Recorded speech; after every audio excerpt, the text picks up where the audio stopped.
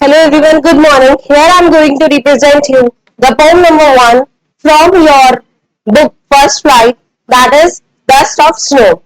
Here we are going to start. As you can see that there is a Dust of Snow who composed by Robert Frost. Who composed it? Robert Frost. Or you can say the poet of the poem is Robert Frost. It's a simple and short poem. It is a very simple and very short poem which you can understand, yet with a deeper and larger meaning, जिसमें बहुत ज़्यादा deep meaning है, बहुत highly valued poem है, but it is only of 4 or 8 lines, only in 2 paragraphs, 2 stanzas are there, और इसका meaning जो है वो create कर रहा है एक large.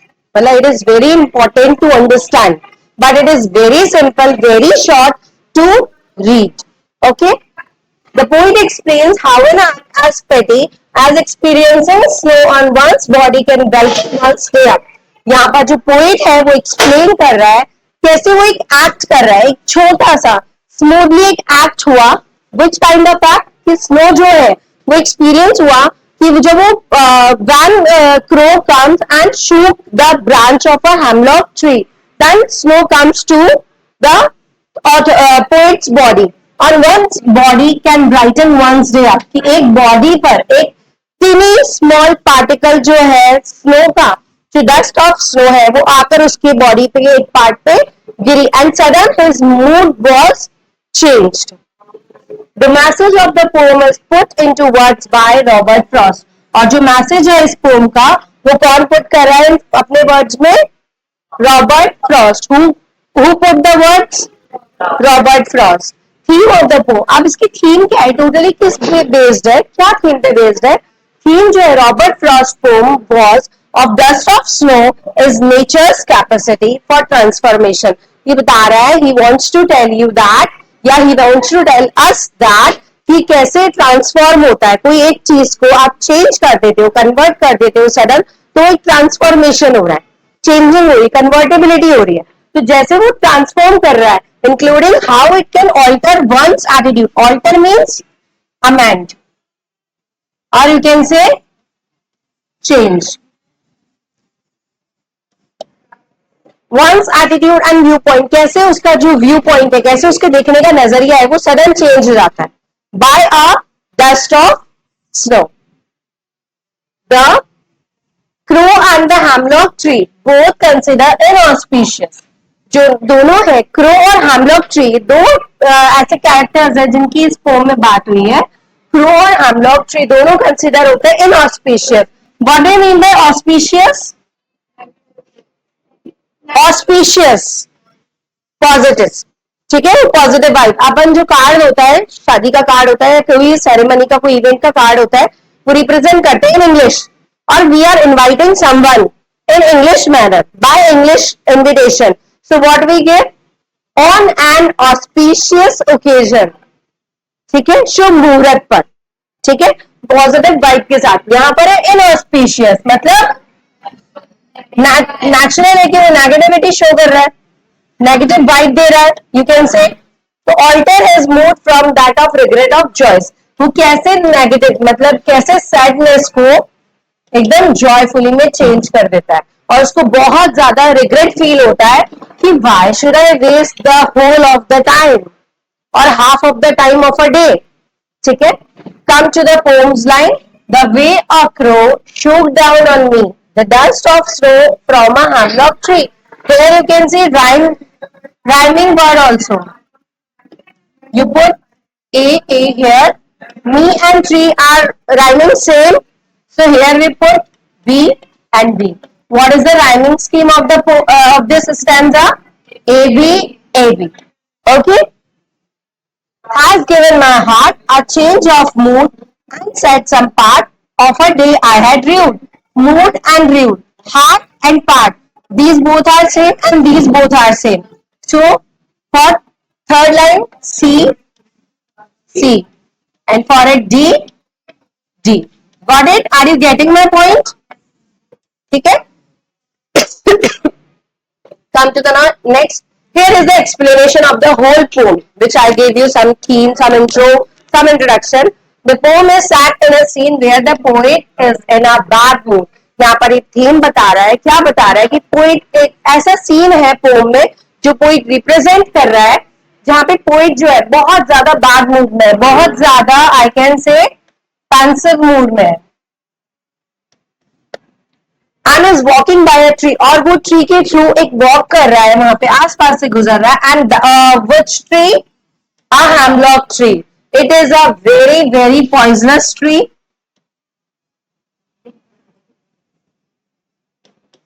And it shows negativity, ठीक है, उसका प्रतीक है। Hemlock tree is a poisonous tree. As he passes by, a crow happens to throw some snow dust on him. जैसे ही वो उस ट्री से गुजर रहा था, जैसे उसको पास कर रहा था, क्रॉस करते करते एक क्रो ने कुछ ऐसा किया, मतलब वही शेक डाउन किया, शूक डाउन जो आया था हमारे वर्ड, उसको उसकी टहनी जो है, उसकी ब्रांच जो है हिलाई, और एक डस्ट ऑफ स्नो, एक स्नो की थोड़ी सी टाइनी डस्ट जो है उसके ऊपर गिरी। Where it happens, where it falls, never know. Poet has not told us.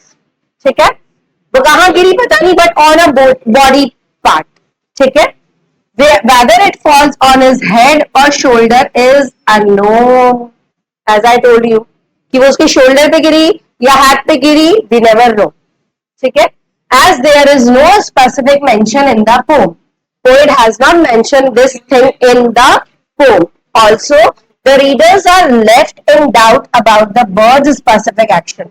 यहाँ तक कि जो रीडर्स है वो भी इस डाउट में है कि बर्ड का ये स्पेसिफिक एक्शन, एक पर्टिकुलर एक्शन कैसे हुआ sudden, but it happens sometimes, something is happen for us, whether the crow was landing shivering with cold, readjusting itself on the branch और टेकिंग ऑफ। जब क्रो जो है land कर रहा हो उस पे, या शिवर कर रहा हो, वहां हिल रहा हो उस टहनी पे, तभी तो गिरी। कैसे गिरी हमें क्या पता कैसे गिरी, we never know, but cold, अब जब उसको कोल्ड हो रहा हो, शिवर कर रहा हो, रीएडजस्ट कर रहा हो खुद को उस ब्रांच पे, या फिर टेक ऑफ कर रहा हो वहां से, it happen to send some particles of snow upon the author. ये पूरा का पूरा पोएट पे डिपेंड है कि वो कैसे हुआ, लेकिन उसकी because poem is an imagination part of your poet, ठीक है, it is not a real story, got it?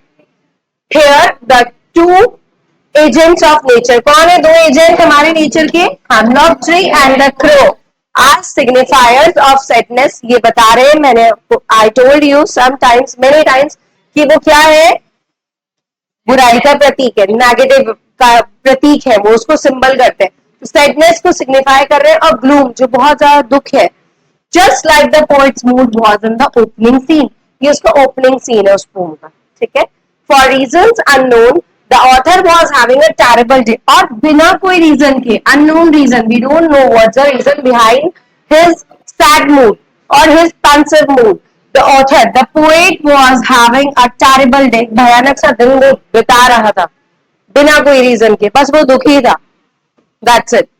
But the falling of the snow on his hat lifted his mood instantly. लेकिन just snow की जो fall हुआ उसके ऊपर, थोड़ा सा ही हुआ, just slightly, ये जो movement हुआ उसके mood को sudden change कर गया, swiftly कर गया। He had already spent his day in a bad mood, as I told you, but the rest of it was saved by the crow and the hemlock tree. लेकिन बाकी का बचा हुआ दिन जो है hemlock tree और crow की वजह से, because of the reason of hemlock and crow, he changed his whole mood in a very joyous manner. Generally, the hemlock and crow are used for negative references, but the poet used them beautifully. लेकिन यहाँ पर वो negative होते हुए भी उन लोगों ने क्या सिग्निफाई किया, एक सिंबल दिया पॉजिटिव का, because why? Because poet changed his mood because of them, ठीक है, उन्होंने बहुत ब्यूटीफुली पोर्ट्रे किया ये, दैट इनऑस्पिशियस थिंग, जो अशुभ चीज है, जो नेगेटिव चीज है, वो भी एक जॉय, एक हैप्पीनेस आपको दे सकती है, because it totally depends on our mood, totally depends on our thinking, our thoughts. One must not take things for granted and should be open and accept whichever the way the nature chooses to bless us. और हमें नहीं पता क्या हमारा wait कर रहा है, किस चीज से हम वो चीज एक्सेप्ट कर रहे हैं, उस चीज को रिजेक्ट कर रहे हैं, वी डोंट नो, बट जो नेचर है उसने हमें चूज किया है अपनी ब्लेसिंग के लिए. So hope so. Is it clear to you all? Come to the next. Which are the difficult word minerals? Shoot means shake here. This is a first form of a verb and this is a second form of a verb. Got it? Hemlock means a poisonous tree with small white flowers. Rude means held and regret. वो दुखी नहीं रह गया, ठीक है, वो उभर ही नहीं पाया उससे. Hope this is clear to you all. Okay, we are going to start next poem. I am going to take the next poem of your dust of snow. That is poem number 2, Fire and Ice. After your dust of snow. Here I am going to introduce this poem. Robert Frost. Who is the poet of this poem? Robert Frost. Or who composed this poem? Okay. He expresses the profound idea that the world would end in either of the two ways. यहाँ पर वो आपको सिर्फ ये idea represent कर रहे हैं, दो तरीके बता रहे हैं, टू मैनर्स बता रहे हैं, इधर बाय आइस और fire. The world would and, world will destroy only by the two things. First is fire, another is ice. Both the components are compared with self-destructing human emotions. दोनों जो है components हमारे compare होते हैं self distracting, मतलब खुद से ही destruct हो जाते हैं, खुद से स्पॉइल हो जाते हैं, ठीक है, डिस्ट्रॉय हो जाते हैं बाय ह्यूमन इमोशंस, हेटर और डिजायर. आपकी कोई चीज की इच्छा हो रही है, यू वांट समथिंग, वो नहीं मिलती, कैसे फुलफिल करोगे? Can you fulfil if you will not gate or you will not able to fulfill your desire?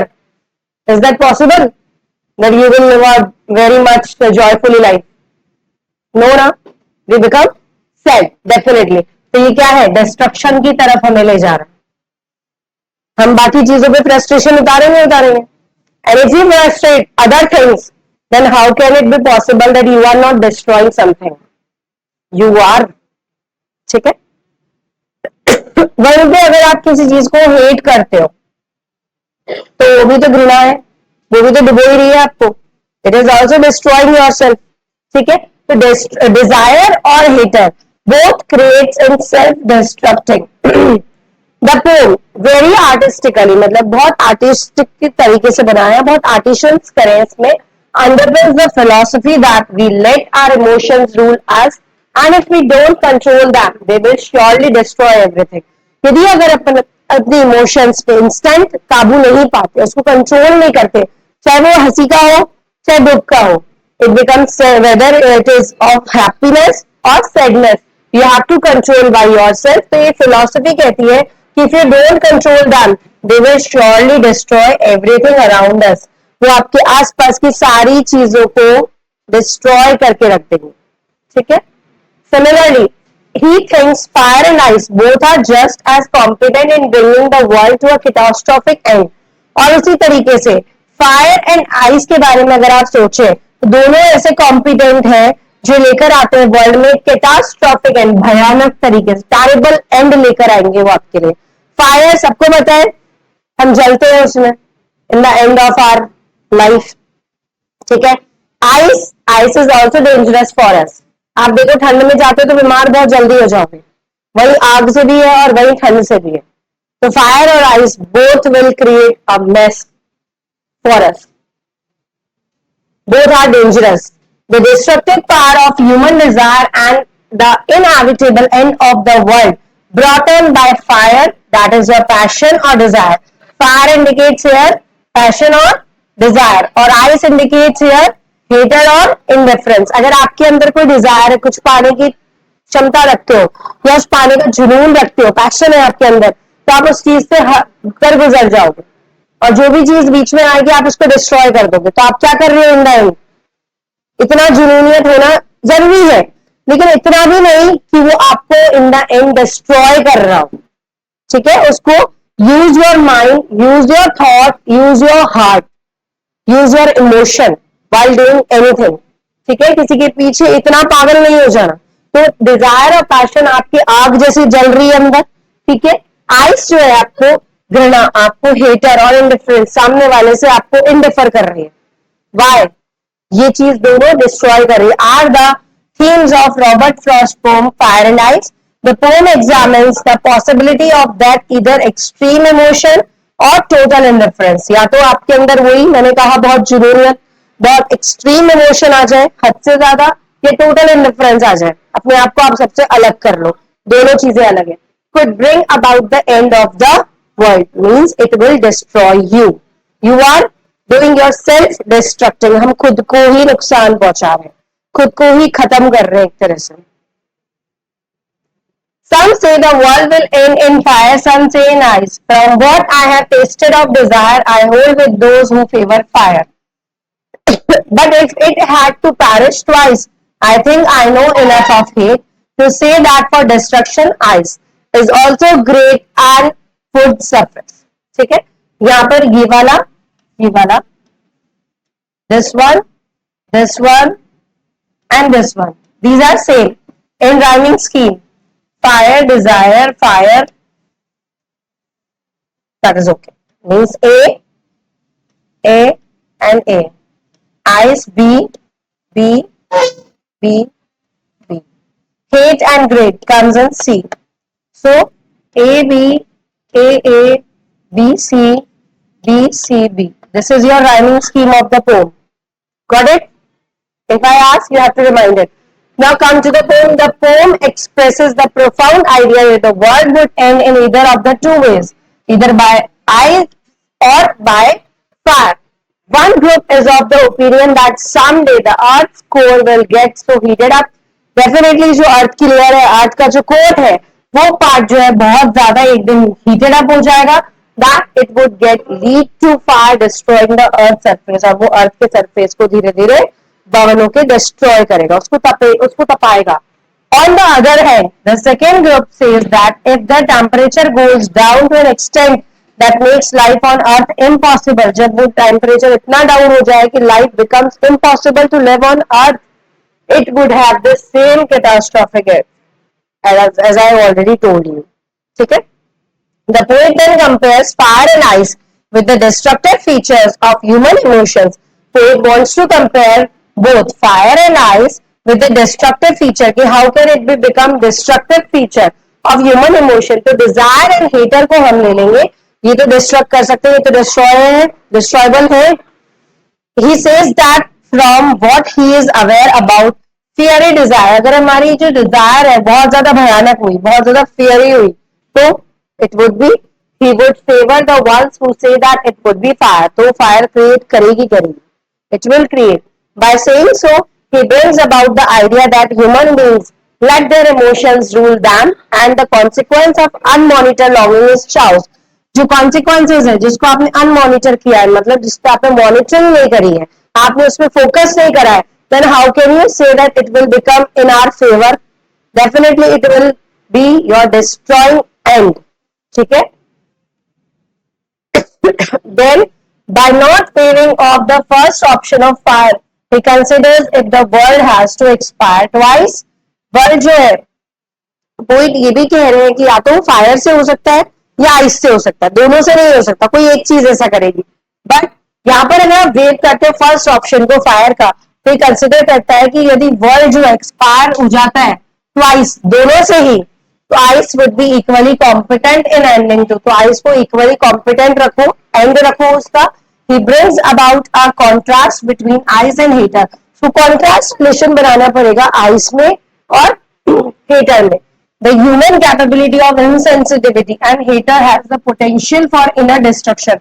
और ह्यूमन की जो कैपेबिलिटी है, जो सेंसिटिविटी, जो उसके अंदर झंझनाहट हो रही है, तो वो हेटर से क्या हो रही है, उसमें इतना पोटेंशियल है कि वो अपने अंदर का जो इनर डिस्ट्रक्शन है वो कर रहा है. इंटरनली हम डिस्ट्रॉय हो रहे हैं. कई बार हमें प्रॉब्लम होती है लेकिन वो आउटर साइड में नहीं दिख पाती. We are looking very fine but we are not able to stand able. ठीक है, गॉट इट माई पॉइंट. तो वो इनर डिस्ट्रक्शन कर रही है. दो slow and study, it has the same effect that desire on us. बहुत जल्दी कर रहे हैं हम हर चीज में, स्लो और स्टडी. ज्यादा स्लो करोगे तो भी प्रॉब्लम है, ज्यादा स्टडी कर दिया, फास्ट कर दिया तो भी प्रॉब्लम है. तो we have to maintain a balance on it. So if given an option between fire and ice, ice would be just good as fire. उतने ही good है जितनी fire है. Fire is also good ना, We can't make a single food without fire. Got it? So fire is also important for us. If we maintain a balance on fire or ice, then you can survive your life. So it would be just as good as fire to destroy the world. तो इतना तय है कि अगर आप fire और उसका balance बना के रखोगे तो you are not going to be destroy by yourself. But if you are not maintaining और इफ यू आर डूइंग कि फायर ज्यादा इंपॉर्टेंट है या आइस ज्यादा इंपॉर्टेंट है, ऐसा नहीं है. दोनों डिस्ट्रॉयबल है. Got it? Come to the last one. Some difficult words are also there. Desire means a strong feeling of wanting to have something or wishing for something to happen. बहुत जुनून के साथ अगर आप कोई चीज चाहते हैं तो. Favor means approval or support. Parish means here die. Suffice means be sufficient. Hope this is also clear to you all. Thank you everyone.